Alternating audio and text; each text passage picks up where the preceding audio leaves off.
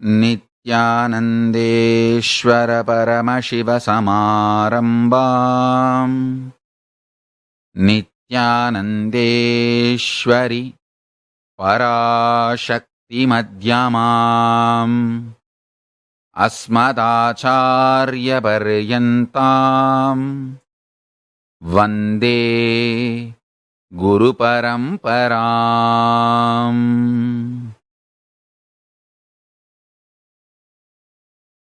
உங்கள் அனைவரையும் வணங்கி வரவேற்கின்றேன்.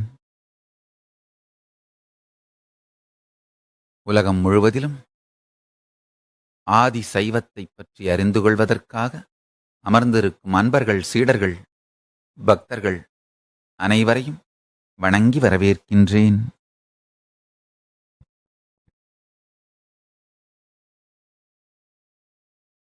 ஆழ்ந்து கேளுங்கள். ஆதி சைவத்தின் அறிமுகத்தை தெரிந்து கொள்ளுங்கள். பரம்பொருள் பரமசிவம் தான் பலவாகித் தன்னையே ஆனந்தித்திருக்க சங்கல்பம் செய்தவுடன், ஆழ்ந்து புரிந்து கொள்ளுங்கள், தான் பலவாகித் தன்னையே ஆனந்திப்பதற்காகவேதான் பரம்பொருள் பிரபஞ்சமாகப் பெருவெளியில் மலர்கின்றது.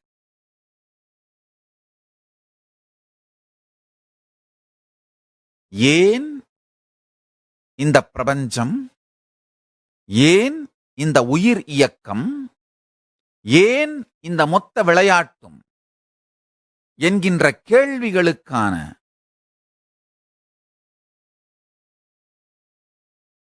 அறிவுபூர்வமான, தர்க்கபூர்வமான, மனதிற்கு புரிகின்ற அளவில் மட்டுமல்லாது உயிரையே மலர வைக்கின்ற உண்மை விடைகளை சுத்தாத்வைதம் மட்டுமே அளிக்கின்றது. நல்லா புரிஞ்சுக்குங்க. எது சத்தியம், எது உண்மை, எது சரியான விடைன்னு எப்படி கண்டுபிடிக்கிறதுன்னா, அந்த மகா சத்தியம், மெய்,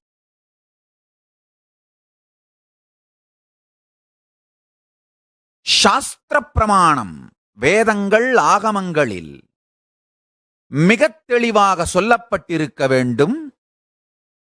அந்த சாஸ்திர பிரமாணம் அதை நிஜத்திலே வாழ்ந்து காட்டிய மிகப்பெரிய அவதார புருஷர்கள், அவர்களுடைய வாழ்க்கையிலே வெளிப்படுத்தப்பட்ட ஆப்த பிரமாணமாக இருக்க வேண்டும். அந்த ஆப்த பிரமாணம் தன்னுடைய ஆத்ம பிரமாணமாக மாறிய ஞான குருவினால் பரிசோதித்து பார்க்கப்பட்டு நம் எல்லோருக்கும் புரிகின்ற விதத்திலே சொல்லப்பட வேண்டும். சொல்லப்பட்ட அந்த சத்தியத்தை நாம் உபயோகப்படுத்தும் பொழுது அது பரமசிவனுடைய சக்திகளாக நமக்குள் மலர்ந்து நம் வாழ்வை அதே சத்தியத்திற்கு கொண்டு செல்லுகின்ற சாட்சி பிரமாணமாக மாற வேண்டும். ஆழ்ந்து கேளுங்கள். சத்தியம் என்பது உண்மையான, நேர்மையான, தெளிந்த விடை என்பது சாஸ்திரங்களில், வேத ஆகமங்களில், மெய்யான நூல்களில் விரித்து விளக்கமாய் சொல்லப்பட்டிருக்க வேண்டும். அந்த சாஸ்திரங்களில் சொல்லப்பட்டது பூமியில் அவதரித்த அவதார புருஷர்கள், ஆச்சாரிய புருஷர்களால் உணர்ந்து ஆப்த பிரமாணமாக மாற்றப்பட்டிருக்க வேண்டும். அது இப்பொழுது வாழுகின்ற அவதார புருஷர்களால், குருமார்களால் ஆத்ம பிரமாணமாக, அனுபூதியாக மாறி அவர்களால் சொல்லப்பட வேண்டும். அதை நீங்கள் உள்வாங்கி கடைபிடிக்கும் பொழுது பரமசிவ சக்திகளை மலரச் செய்து அதே சத்திய நிலைக்கு உங்களை கொண்டு செல்லுகின்ற உங்களுடைய சாட்சி பிரமாணமாக அது இருக்க வேண்டும். இந்த நான்கும் பொருந்தியது மட்டும்தான் முழு சத்தியம். நாங்கள் பாலை பரமசிவன் மீது ஊற்றுகிறோம், அது சிவலிங்கத்தின் மீது படுகின்றது. நாங்கள் ஊற்றுவது பரமசிவன் மீது, படுவது, அது விழுவது சிவலிங்கத்தின் மீது. அதனால்தான் பல ஆலயங்களில், எங்களுடைய ஆலயங்களில் சிவலிங்கமே இல்லை. கருவறையில் பால் ஊற்றப்படுகின்றது. பல ஆலயங்கள், மிக நீண்ட வரிசையை என்னால் கொடுக்க முடியும். வடக்கிலிருந்து தெற்கு வரை, கிழக்கிலிருந்து மேற்கு வரை பல ஆலயங்களில் சிவலிங்கமே கிடையாது. கருவறைக்குள் பால் ஊற்றுகின்றோம், அவ்வளவே. நாங்கள் ஊற்றுவது பரமசிவன் மீது, அது விழுவது சிவலிங்கத்தின் மீது. ஆழ்ந்து புரிந்து கொள்ளுங்கள். எந்த ஒரு சத்தியமும் சாஸ்திர பிரமாணம், ஆப்த பிரமாணம், ஆத்ம பிரமாணம், சாட்சி பிரமாணம் என்கின்ற 4 மூலமாகவும் பரிசோதிக்கப்பட்ட பின்பே அது முழு சத்தியமாக ஏற்றுக்கொள்ளப்பட வேண்டும், வாழப்பட வேண்டும். நல்லா புரிஞ்சுக்கோங்க. எந்த சத்தியங்களை உங்கள் வாழ்க்கையின் அடித்தளமாக, அடிப்பாகமாக நீங்கள் ஏற்றுக்கொள்ளுகின்றீர்களோ அதுதான் நீங்கள் சென்றடைய போகும் குறிக்கோளை நிர்ணயிக்கின்றது. அதுதான் நீங்கள் சென்றடைய போகும் இறுதியை நிர்ணயிக்கப் போகின்றது. திசை சரியாக தேர்ந்தெடுக்கப்பட்டு விட்டால் மெதுவாகச் சென்றால் கூட தவறில்லை. திசை தவறானதாக இருந்தால் வேகத்தினால் குறிக்கோள் அடையப்படுவதில்லை. சில நேரத்தில் பெருமான் வேகம் கொடுத்தாழ்வார், சில நேரத்தில் வேகம் கெடுத்தாழ்வார். விவேகத்தோடு சேர்ந்திருந்தால் வேகம் கொடுத்தாழ்வது நன்மை, விவேகத்தோடு சேராதிருந்தால் வேகம் கெடுத்தாழ்வதே நன்மை.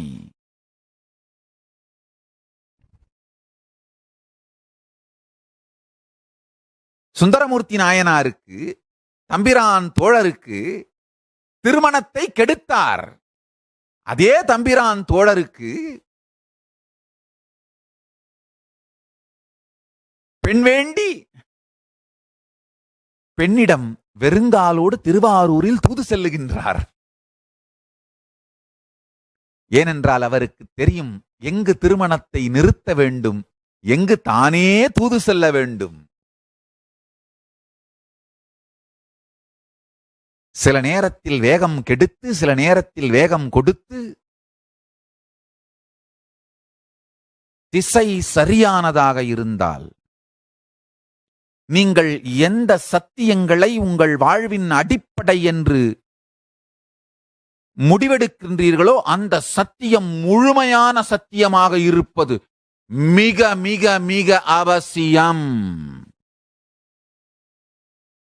நன்றாக தெரிந்து கொள்ளுங்கள்.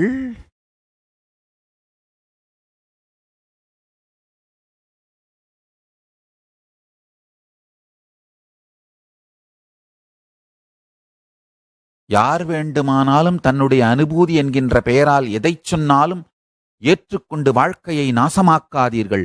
இந்த 4 மூலமாகவும் பரிசோதிக்கப்பட்டு நிரூபிக்கப்பட்டால் மட்டுமே ஒன்று சத்தியம்.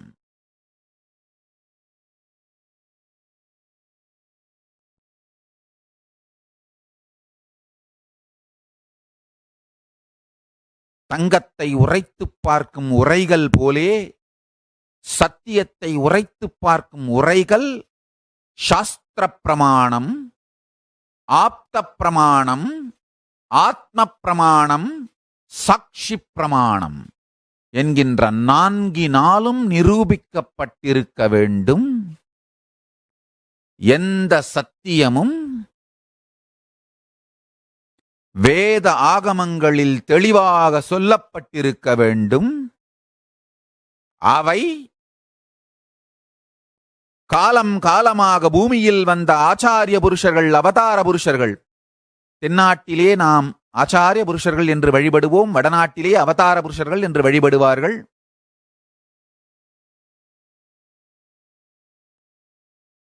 ஆச்சாரிய புருஷர்களோ அவதார புருஷர்களோ பூமிக்கு சாஸ்திர பிரமாணத்தை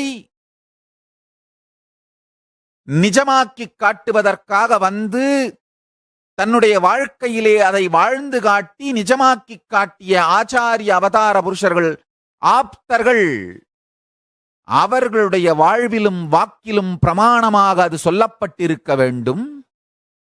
பிறகு இப்பொழுது வாழுகின்ற குருவால், அவதார புருஷனால் தன்னுடைய ஆத்ம பிரமாணமாக அது உணரப்பட்டிருக்க வேண்டும். நமக்கெல்லாம் அது சொல்லப்பட்டவுடன் அதை நாம் உயிருக்குள் வாங்கி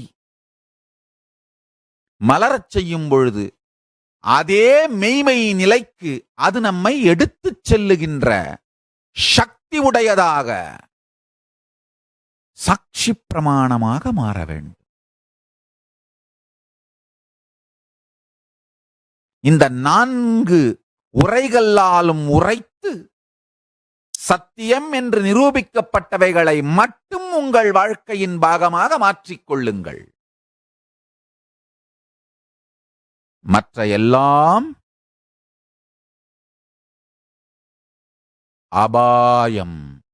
அபயம் என்று நீங்கள் செல்லுகின்ற இடமே அபாயமாக இருந்தால்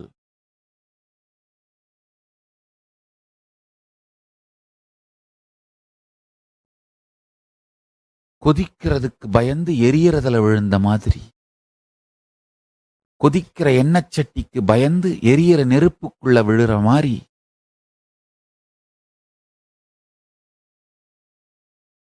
தமிழிலே ஒரு அருமையான வேதாந்த நூல் ஒன்று, கைவல்ய நவநீதம்னு. தமிழில் மாத்திரம்தான்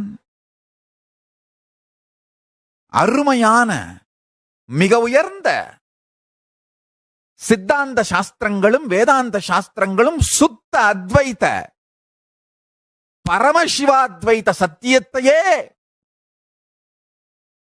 முழுமையாகவும் இனிமையாகவும் விளக்குகின்றன. ஆழ்ந்து புரிந்து கொள்ளுங்கள். மொழியினுடைய வளமை சத்தியங்களை சொல்வதற்கு தேவை. மிக உயர்ந்த சாஸ்திர பிரமாணங்களை சொல்லுகின்ற அளவிற்கு வளமை வாய்ந்த 2 மொழிகள்தான் உலகத்தில் உண்டு. அது தமிழும் சம்ஸ்கிருதமும். இருவரும் இரட்டை பிறவிகள். ஆழ்ந்து புரிந்து கொள்ளுங்கள். இந்த எது முந்தையது என்கின்ற ஒரு கேள்வியை வைத்து ஆதிசைவத்தையே நாசமாக்க முயற்சித்தார்கள். ஆழ்ந்து புரிந்து கொள்ளுங்கள்.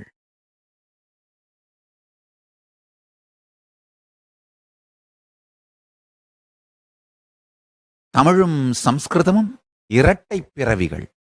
உண்மையில் அவை இரட்டை பிறவிகள் கூட அல்ல, ஒரே பிறவிதான். இடது வலது என்கின்ற 2 பாகங்களாக செயல்பட்டன, அவ்வளவுதான். மூலமொழி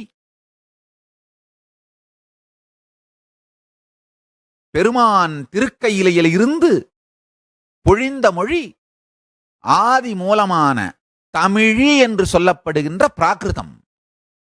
அதில் இருந்து இந்த 2 மொழிகளும் 2 குழுவான இலக்கண ஆச்சாரியர்களாலே செழுமைப்படுத்தப்பட்டது.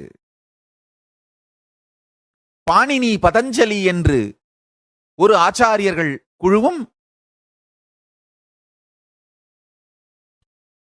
முருகன்,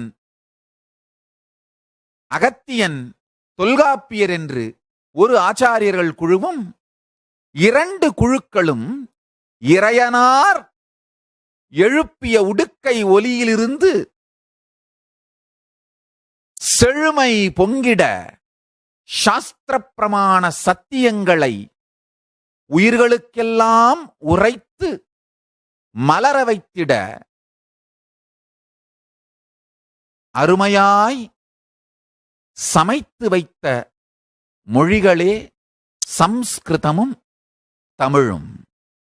காலப்போக்கினாலே இலக்கண இலக்கிய இடம் கால வேறுபாடுகளால் இரண்டாய் மலர்ந்தாலும் ஒரு உயிர்ப்பிலிருந்து மலர்ந்தவைதான் இரண்டு மொழிகளுமே.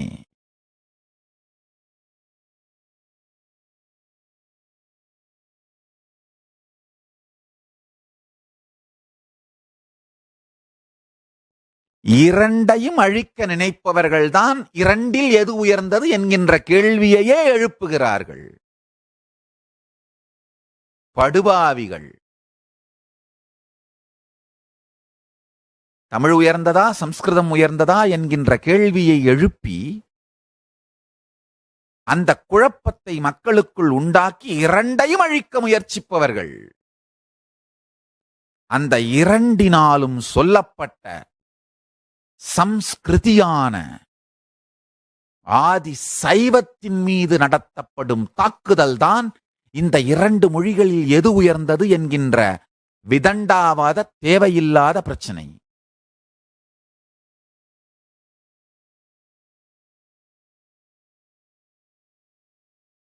இரண்டும் வேறு வேறு மொழிகளே இல்லை என்பதுதான் சத்தியம். இறையனார் பொழிந்தருளிய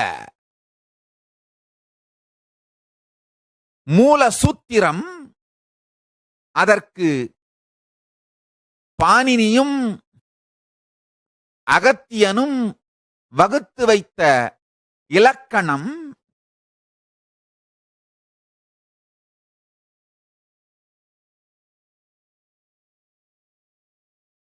நல்லா ஆழ்ந்து புரிஞ்சுக்குங்க.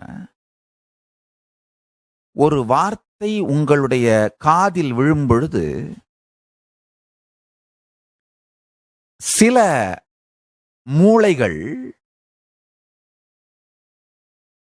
விஷுவலைசேஷன் ரெஸ்பான்ஸ் ஃபர்ஸ்ட் பண்ணிட்டு வெர்பலைசேஷன் ரெஸ்பான்ஸ் பண்ணும். சில மூளைகள் வெர்பலைசேஷன் ரெஸ்பான்ஸ் ஃபர்ஸ்ட் பண்ணிட்டு விஷுவலைசேஷன் ரெஸ்பான்ஸ் அடுத்து பண்ணும்.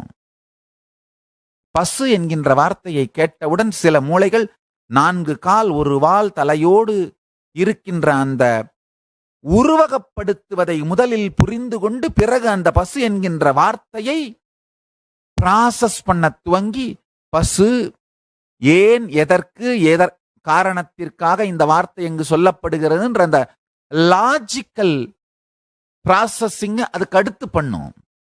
சில மூளைகள் என்ன பண்ணும், முதல்ல லாஜிக்கல் ப்ராசஸிங்க பண்ணிட்டு விஷுவலைசேஷன் பண்ணும். நல்ல ஆழ்ந்து புரிந்து கொள்ளுங்கள்.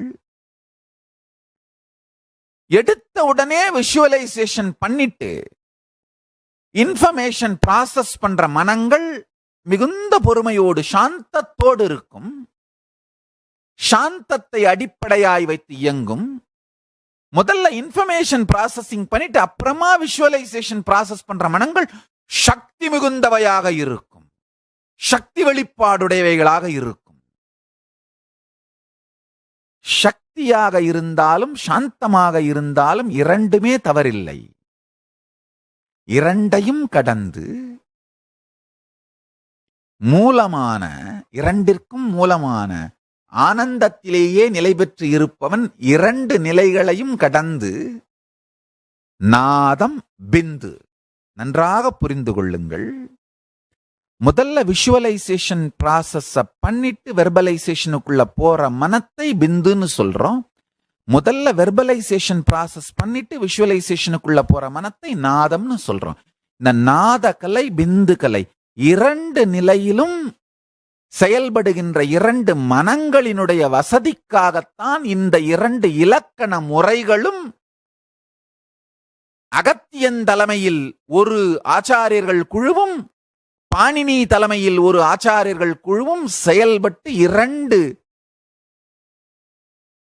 செம்மையான இலக்கணங்களாக பெருமானின் கரத்திருந்த உடுக்கை ஒலி சப்தத்தை விளக்கி உயிர்ப்பிக்கின்றார்கள். இந்த இரண்டையும்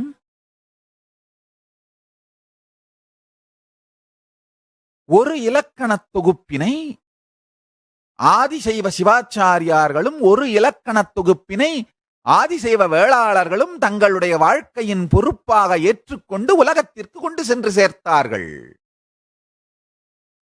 இவர்கள் இருவருக்கும் இடையிலே பிரச்சனையை ஏற்படுத்தி இவர்கள் இருவரும் பிரிந்தால் ஊர் இரண்டுபட்டால் கூத்தாடிக்கு கொண்டாட்டம் என்பது போல ஆதிசைவ சிவாச்சாரியார்களையும் ஆதிசைவ வேளாளர்களையும் பிரிப்பதற்காக செய்யப்பட்ட சதிதான் சம்ஸ்கிருதம் உயர்ந்ததா, தமிழ் உயர்ந்ததா? இந்த சதியில் சிக்கி ஆதிசைவ இனமே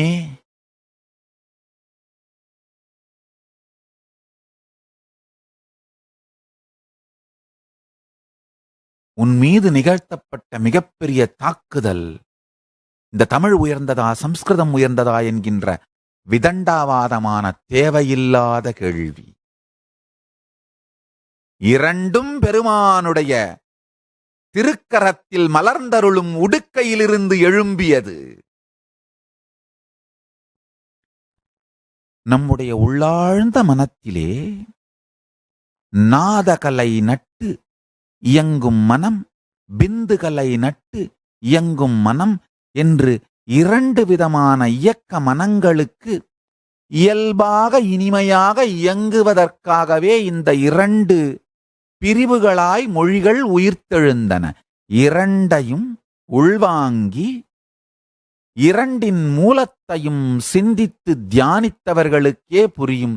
இரண்டும் இறையனார் திருமொழியே, இரண்டும் இறையனார் திருவடிக்கே சாட்சி.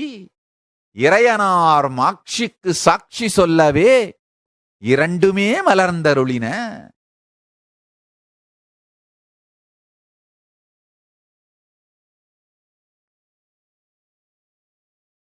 கைவல்ய நவநீதத்திலே சொல்லுவார்கள், இது ஒரு வேதாந்த நூல், அதனால் ஆதிசைவத்திற்கு புறம்பானது என்று நினைக்க வேண்டாம்.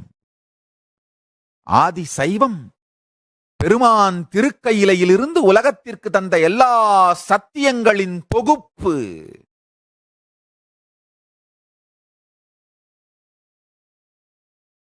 ஆதிசைவமே எல்லாவற்றிற்கும் மூலம். இன்று ஹிந்து மதம் என்று சொல்லப்படுகின்ற சனாதன ஹிந்து தர்மத்தின் 10,000 சம்பிரதாயங்கள், 10,000 ஒரு வார்த்தைக்காக சொன்னேனே தவிர எண்ணி பார்த்தோமானால் எத்துணை ஆச்சாரியர்கள் அவதார புருஷர்கள் உலகத்திற்கு வந்திருக்கிறார்களோ அத்துணை சம்பிரதாயங்கள். ஏனென்றால் ஒவ்வொரு ஆச்சாரியனும் ஒவ்வொரு அவதார புருஷனும் ஒரு தனித்துவத்தோடு மூல சத்தியத்தின்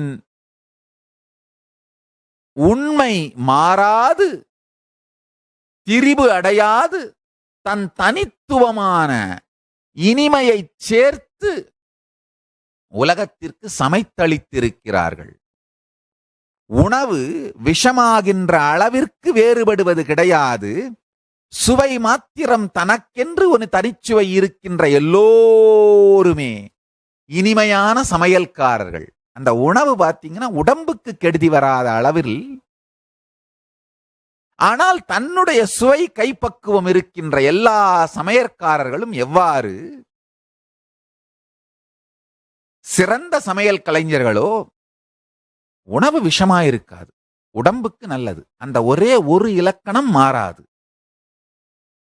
ஆனா தனக்குன்னு தனித்துவம் இருக்கும், அவங்கதான் நல்ல சமையற்காரர்கள். அதே போல சனாதன இந்து தர்மத்தில் வந்த எல்லா ஆச்சாரிய புருஷர்களும் அவதார புருஷர்களும் சத்தியத்தினுடைய தன்மை மாறாது.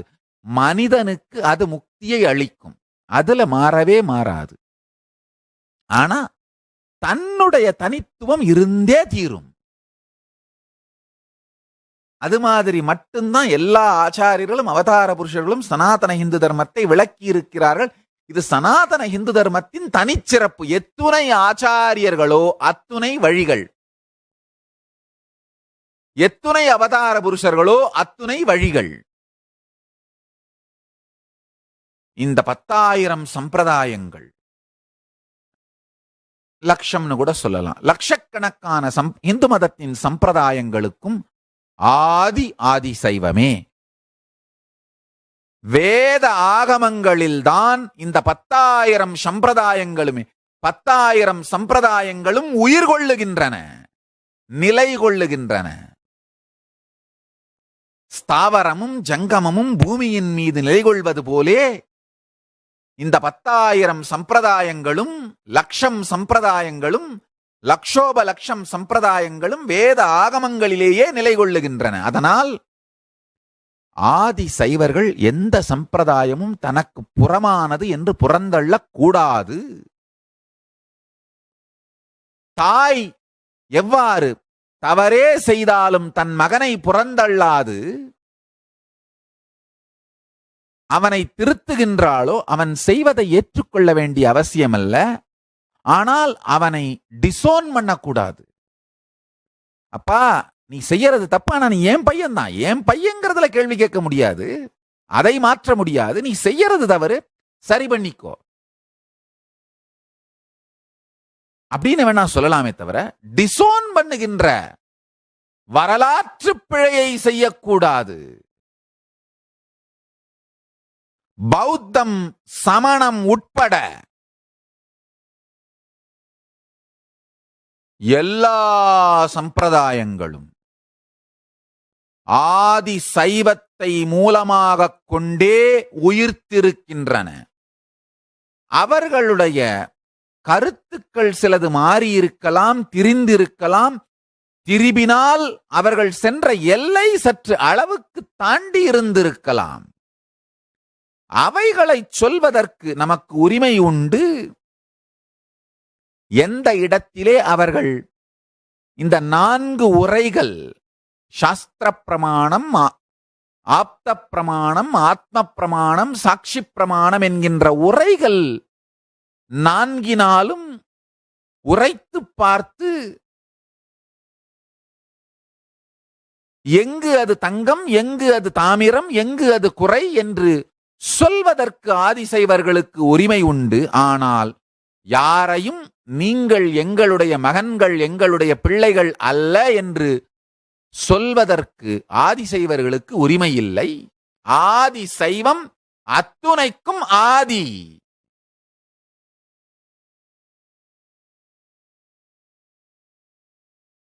மீதி எல்லாமே பாதி அல்லது மீதி. ஆதி சைவமே அனைத்திற்கும் ஆதி. அதனால்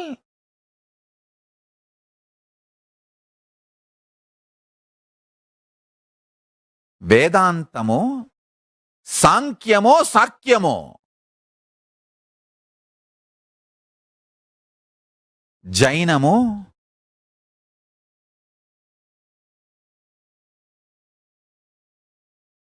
இன்னும் இந்த சனாதன இந்து தர்ம பூமியில் உயிர்த்து எழுந்த லட்சோப லட்சம் சம்பிரதாயங்களாக இருக்கட்டும், வைணவமோ ஜடவாதம் உட்பட அத்துணை சத்தியங்களும், அத்துணை தத்துவங்களும், அத்துணை வாத பிரதிவாதங்களும், கண்டன மண்டனங்களும் ஆதிசைவம் சார்ந்தே எழுகின்றன. சிலது ஏற்றுக்கொள்ளும், சிலது எதிர்க்கும். ஆனால் மூலம் ஆதிசைவம் என்பதை யாரும் மறுக்க முடியாது. பெருமான் இறையனார் இவ்வுலகிற்கு வாழும் வழியை முதலாய் திருவாய் மலர்ந்து அறிவித்தது வேதங்கள், ஆகமங்கள். தனி வார்த்தைகளை கூட உபயோகிப்பது தவறு. வேதங்கள், ஆகமங்கள் என்கின்ற வார்த்தை தவறு. வேதாகமங்கள் என்கின்ற வார்த்தையே சரி. வேதங்கள், ஆகமங்கள் என்கின்ற வார்த்தையை மன்னிப்பு தெரிவித்து ஐ எம் வித்ட்ராயிங், அந்த வார்த்தைகளை பின்னெடுத்துக் கொள்ளுகின்றேன். வேதாகமங்கள் என்கின்ற வார்த்தையே சரியானது. ஏனென்றால் எம்பெருமான் தன்னுடைய எல்லா திருமுகங்கள் மூலமாக அகோரம் சத்யோஜாதம் தத்புருஷம் வாமதேவம் ஈசானம் எனும் எல்லா திருமுகங்கள் மூலமாக ஒரே நேரத்தில் மலர்ந்து அருளிய சத்தியங்கள் வேதாகமங்கள். வேதம் ஆகமம் என்று தனித்தனியாக சொல்வதே சிவ அபராதம், தவறு. இந்த வேதாகம சத்தியங்களை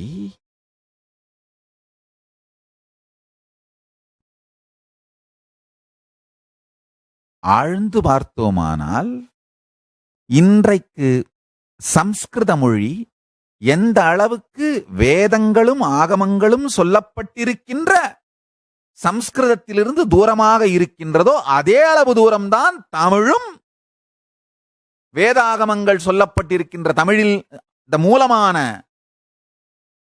தமிழில் இருந்து இருக்கின்றது. நன்றாக புரிந்து கொள்ளுங்கள். மூல மொழி சம்ஸ்கிருதம் என்கின்ற வார்த்தையாலோ தமிழ் என்கின்ற வார்த்தையாலோ சுட்டப்படாது. தமிழி பிராகிருதம் என்கின்ற வார்த்தையாலே சுட்டப்பட வேண்டும். எந்த வார்த்தைகளால் பெருமான் திருவாய் மலர்ந்தருளி வேதாகமங்கள் சொன்னாரோ அந்த வார்த்தைகளின் தொகுப்பை நாம் தமிழி அல்லது பிராகிருதம் என்கின்ற வார்த்தையால் மட்டும்தான் சொல்ல வேண்டும். அதற்கு பிறகு 2 ஆச்சாரியர்கள் குழு, பாணினி சார்ந்தும் அகத்தியர் சார்ந்தும், நான் சொன்ன மாதிரி ஒரு சப்தத்தை கேட்கும் பொழுது நாதாந்தமாய் அதை உள்வாங்குகின்ற ஒரு ஆச்சாரியர்கள் குழுவும், விந்தாந்தமாய் அதை உள்வாங்குகின்ற ஒரு ஆச்சாரியர்கள் குழுவும் 2 முறையான இலக்கணங்களாய் அதை வகுத்து தொகுத்து 2 மொழிகளாய் உயிர்ப்பித்தார்கள்.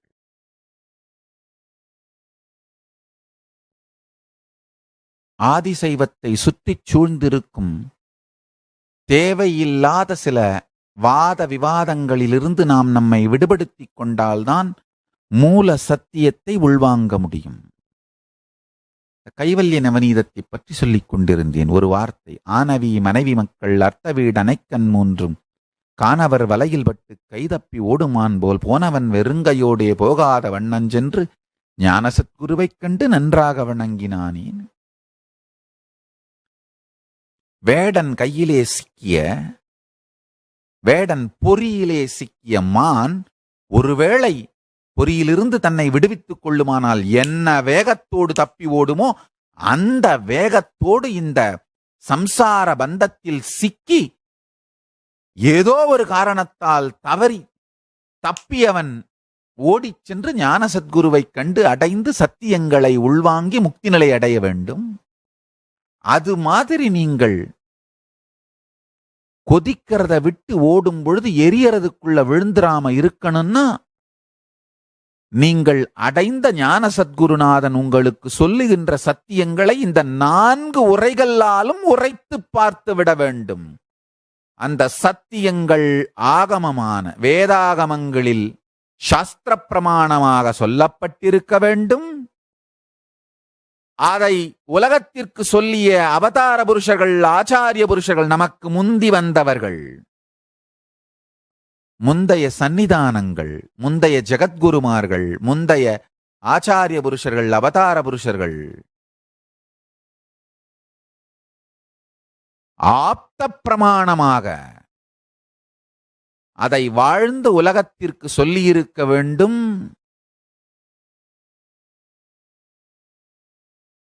அது உங்களுக்கு நேரடியாக சொல்லுகின்ற குருநாதனுக்கு, ஞான சத்குருநாதனுக்கு ஆத்ம பிரமாணமாக மாறியிருக்க வேண்டும். அந்த ஆத்ம பிரமாணத்தை நீங்கள் உள்வாங்கி அதை வாழும் பொழுது உங்களை அதே சத்தியத்திற்கு, பரமசிவத்துவ நிலைக்கு கொண்டு செல்லுகின்ற அனுபூதியை அளித்து உங்களுக்கு அது சாட்சி பிரமாணமாக மலர வேண்டும். பிறகு மட்டும்தான் அது சத்தியம். எங்க முந்தைய சன்னிதானம் 291 சோமசுந்தர ஞானசம்பந்த தேசிக பரமாச்சாரிய சுவாமிகள் அவங்க அருமையா ஒரு 10 நூல்கள் எழுதியிருக்காங்க. சிலது சிறு சிறிதாகவும் சிலது கொஞ்சம் 200-300 பக்கங்கள் உடையதாகவும் இந்த சத்தியங்களை ஆராய்ந்து வகுத்து சொல்வதை பத்தி ரொம்ப அழகா சொல்லியிருக்காங்க. அடுத்தடுத்த சத்சங்கங்களிலே அவங்களுடைய ஆப்த பிரமாணம் அதைகளை உங்களோடு பகிர்ந்து கொள்ளுகின்றேன். அதே மாதிரி தொண்டை மண்டலம் 230 ஞானப்பிரகாச தேசிக பரமாச்சாரிய சுவாமிகள் என்னுடைய தீக்ஷா குருநாதர். சிவதீட்சை, சமயதீட்சை இவைகளையெல்லாம் சிறு வயதிலேயே சமயதீட்சையும் மற்ற முறையான தீட்சைகளை முதலையாக செய்து வைத்தவர்கள்.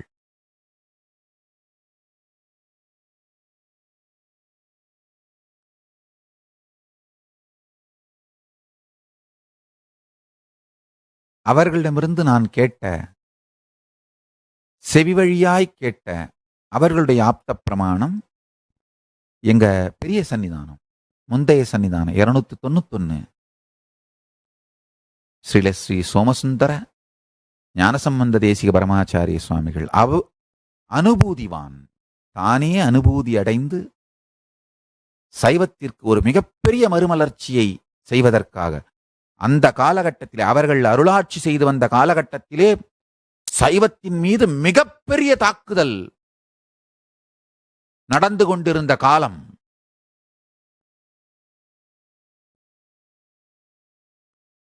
ஆனால் தளராது பெரிய திருமேனி, அழகான திருமேனி, பார்ப்பதற்கே அவ்வளவு அற்புதமா இருப்பாங்க.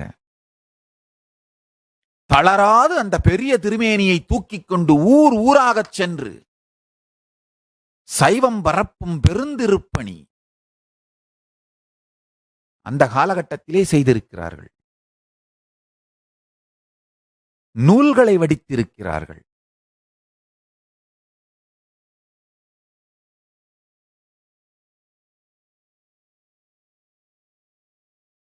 இந்த 4 உரைகளாலும் உரைத்து எடுத்த பிறகுதான்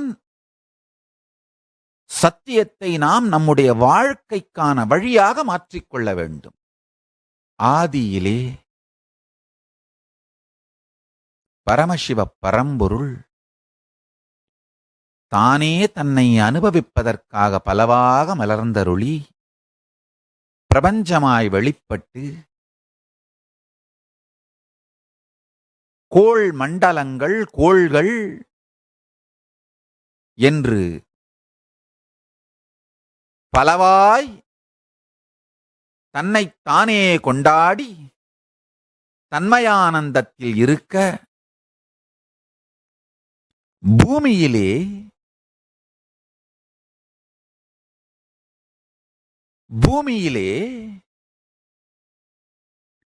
நிலத்திருந்து ஸ்திரமாயிருக்கும் ஸ்தாவர உயிர்களும் நீரிருந்து இயங்குகின்ற ஜங்கம உயிர்களும் நன்றாக புரிந்து கொள்ளுங்கள். நிலத்தில் நிலையாக இருக்கின்ற தாவரங்கள், புல், பூண்டு, ஆல், அருகு இவைகள் மலர்ந்து நீருக்குள்ளிருந்து இயங்குகின்ற அமீபா, மீன், இதுபோன்ற உயிர்கள் உடல்கள், தசை நினைவுகள் உருவாகிக் கொண்டு வருகின்ற வேளையிலே ஆழ்ந்து புரிந்து கொள்ளுங்கள்.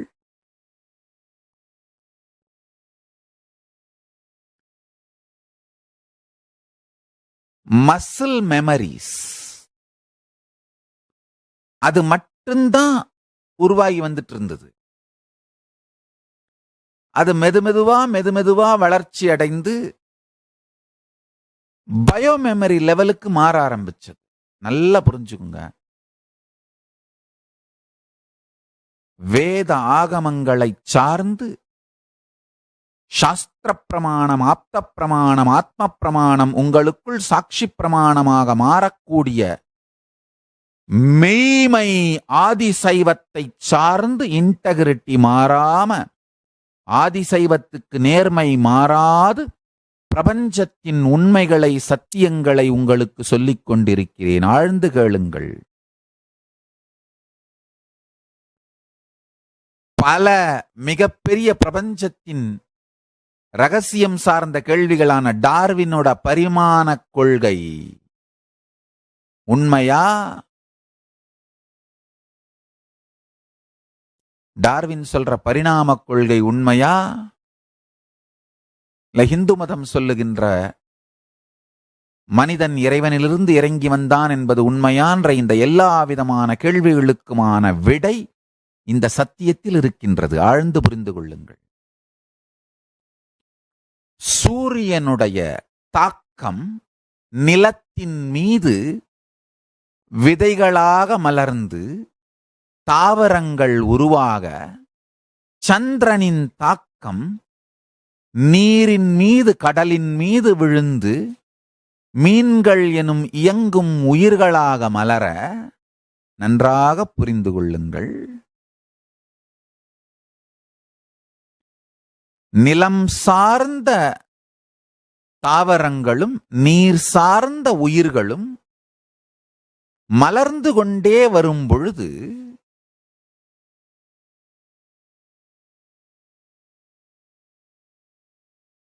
அவைகளுக்கு அடுத்த நிலை, வளர்ச்சியினுடைய அடுத்த நிலை மலர வேண்டும், நிகழ வேண்டும். பிரபஞ்சம் காரணம் இல்லாத மங்களத்துவம், சிவம் காரணம் இல்லாது எப்போதும் வெளிப்பட்டு கொண்டிருக்கும், வளர்ந்து கொண்டே இருக்கும், மலர்ந்து கொண்டே இருக்கும் மங்களத்துவம். வளருதல் என்கின்ற வார்த்தையை விட மலருதல் என்கின்ற வார்த்தை சரியானது. மலர்ந்து கொண்டே இருக்கும் மங்களத்துவம் சிவம். தாவரங்களும் உயிரினங்களும் வளர்ந்து கொண்டே மலர்ந்து கொண்டே வந்தன. மசில் மெமரி, பயோமெமரி லெவலுக்கு வளரத் துவங்கியது.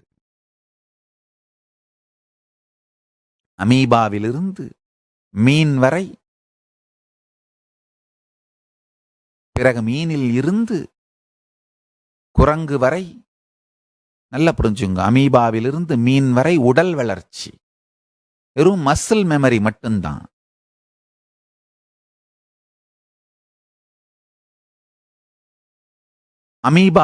மீனிலிருந்து குரங்கு வரை நிகழ்ந்த வளர்ச்சி muscle memory plus bio memory. Muscle memory சார்ந்து எதிர்வினையாற்றக்கூடிய சக்தி.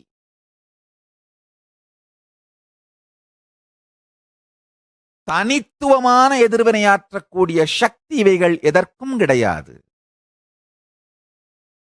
உயிர்ப்பு என்கின்ற தனித்துவமான எதிர்வினையாற்றக்கூடிய சக்தி, ஸ்ட்ராட்டஜி பண்ணக்கூடிய எக்ஸிஸ்டன்ஸ், இவைகள் எதற்கும் கிடையாது. சூரியன், சந்திரன் இவைகளின் தாக்கத்தால்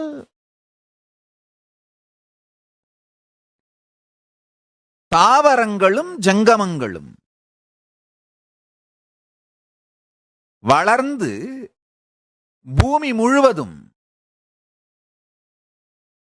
மலர்ந்திருந்தன. ஆனா உயிரினங்கள் அடுத்த நிலைக்கு செல்ல வேண்டும், அடுத்த நிலைக்கு சென்றாக வேண்டும், அடுத்த நிலை பரிமாணம் நிகழ்ந்தாக வேண்டும். அதனால பரமசிவ பரம்பொருளின் வலது கண்ணான சூரியனையும் இடது கண்ணான சந்திரனையும் பெருமாட்டி பராசக்தி சற்றே நேரம் பற்றுகின்றாள். அப்பதான் மூன்றாவது கண் திறந்து உயிர்ப்பு தன்மை பிரபஞ்சத்திற்குள் நிகழ வேண்டும். சூரியன் தாக்கத்தால் நிலத்தின் மீது தாவரங்களும், சந்திரன் தாக்கத்தால் கடலுக்குள் உயிரினங்களும் மலர்ந்து தசை நினைவும் உயிர் நினைவும் மலர்ந்து, ஆனால் உயிர் உணர்வு வேண்டும். அடுத்த நிலைக்கு உயிர்கள் செல்ல வேண்டுமானால் உயிர் உணர்வு வேண்டும். பயோ மெமரி வேணும். பயோ மெமரியிலிருந்து பயோ எனர்ஜிக்கு மூவ் ஆகணும். தசை நினைவு, மசில் மெமரி, அதிலிருந்து வளர்ந்து பயோ மெமரி, உயிர் நினைவு, அதிலிருந்து வளர்ந்து உயிர் சக்தி அப்படிங்கிற நிலைக்கு போயாகணும். அதை நடத்தியாக வேண்டிய பொறுப்பு தாய் பராசக்திக்குத்தான் இருக்கின்றது. அதனாலதான் சில நேரத்தில் இந்த புராண ஆசிரியர்கள் விளையாட்டாய் தேவி பெருமானுடைய வலது கண்ணையும் இடது கண்ணையும் மறைத்தார்கள் சொல்வாங்க. அது விளையாட்டுங்கிற வார்த்தைக்கு லீலையாக என்கின்ற பொருளை எடுத்துக்கொள்ள வேண்டும். பிரபஞ்சத்தை அடுத்த நிலைக்கு கொண்டு செல்ல வேண்டியதற்காக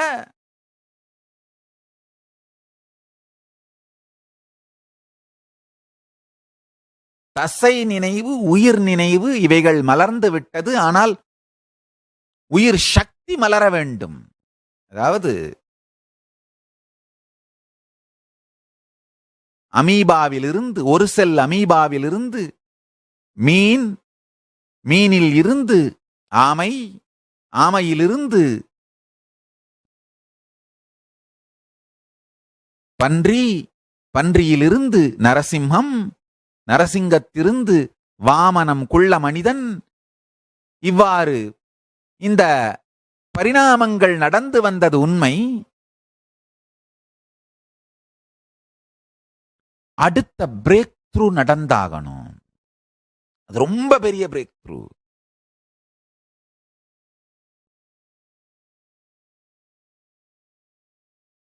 சில பேர் என்கிட்ட கேட்கறது உண்டு, நாம குரங்கிலிருந்து வந்தோமா டார்வின் சொல்ற மாதிரி, இல்ல கடவுள்ல இருந்து வந்தோமா இந்து மதம் சொல்ற மாதிரி?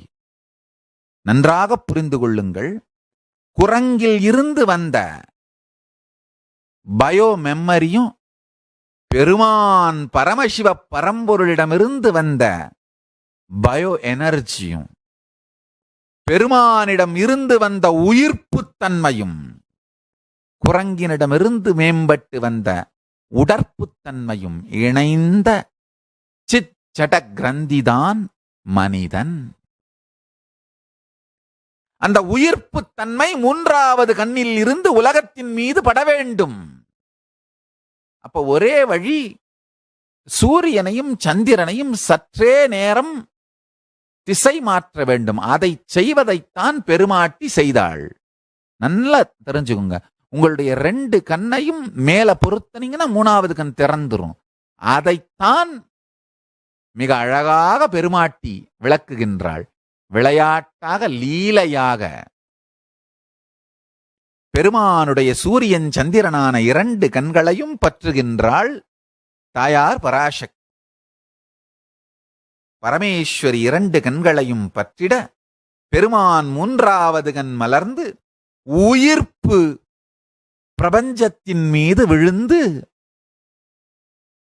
உயிர்கள் மலருகின்றன.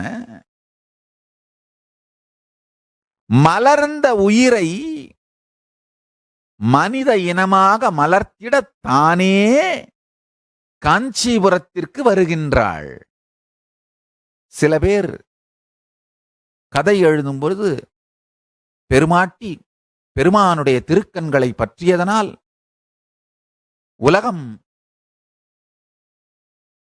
துக்கத்திற்கு ஆளானது, பெருமாட்டியே ஆனாலும் பிராயச்சித்தம் செய்திட, தவம் செய்திட வந்தாள். ஐயா, என்ன இந்த வார்த்தைகளுக்கெல்லாம் ஏதாவது பொருள் இருக்கின்றதா? பெருமாட்டி தவறு செய்வாளா? பரம்பொருள் பரமசிவத்தின் உயிர்ப்பு தன்மையாக இருக்கின்ற பராசக்தி அவள் செய்வது எதுவுமே தவறில்லை. நமக்கு முழுமையாய் புரியாததால் ஏதாவது வார்த்தைகளை எழுதி வைத்து விடாமல் சத்தியத்தை உள்ளது உள்ளபடி சொல்லுகின்றேன், உள்வாங்கிக் கொள்ளுங்கள். உயிர்நிலை அடுத்த நிலைக்குச் சென்று மலருவதற்கு மூன்றாவது கண்ணில் இருந்து பயோ எனர்ஜி, உயிர்ப்பு சக்தி உலகத்திற்குள் இறங்க வேண்டும். அப்படின்னா இந்த இரண்டு கண்களும் சூரியனும் சந்திரனும் அக்னிக்குள் மலர்ந்து, மூன்றாவது கண் மலர்ந்து உயிர் சக்தி பூமிக்குள் இறங்க வேண்டும். அதைத்தான் பெருமாட்டி செய்கின்றாள். இந்த உயிர் சக்தி பூமிக்குள் இறங்கியவுடன் அதை மனித இனமாக மலரச் செய்து, ஒரு குழந்தை பிறந்தவுடனேயே பாலூட்டி சீராட்டி தாலாட்டி அதை மலரச் செய்து, சுதந்திரமாக அது வாழத் துவங்கும் வரை காப்பாற்ற வேண்டிய பொறுப்பு தாயாருக்கு என்பதனால் பராசக்தி பார்வதி தேவியார் காமாட்சியாக காஞ்சிபுரம் வருகின்றாள். மண்ணுக்கு வருகின்றாள். மண் தலமான காஞ்சியம்பதிக்கு வருகின்றாள். வந்து இந்த உயிர்களை எல்லாம் மலரச் செய்து, மூன்றாவது கண்ணிலிருந்து பெருமான் உலகிற்கு அளித்த உயிர்களை மலரச் செய்து மனித இனமாக மலரச் செய்கின்ற திருப்பணியை செய்கின்றாள். அடுத்து நடந்தது என்ன? தொடர்ந்து ஆதிசைவம் சத்சங்கத்தை பாருங்கள். அன்னை காமாட்சி அடுத்து என்ன செய்தாள்? நாளை காண்போம். எல்லோரும் பரமசிவ பரம்பொருளின் நிலையிலும் உணர்விலும் சக்தியிலும் மலர்ந்து, நித்யானந்தத்தில் நிறைந்து, நித்யானந்தத்தில் மலர்ந்து, நித்யானந்தத்தில் கரைந்து நித்யானந்தமாகிட ஆசீர்வதிக்கின்றேன். ஆனந்தமாக இருங்கள்.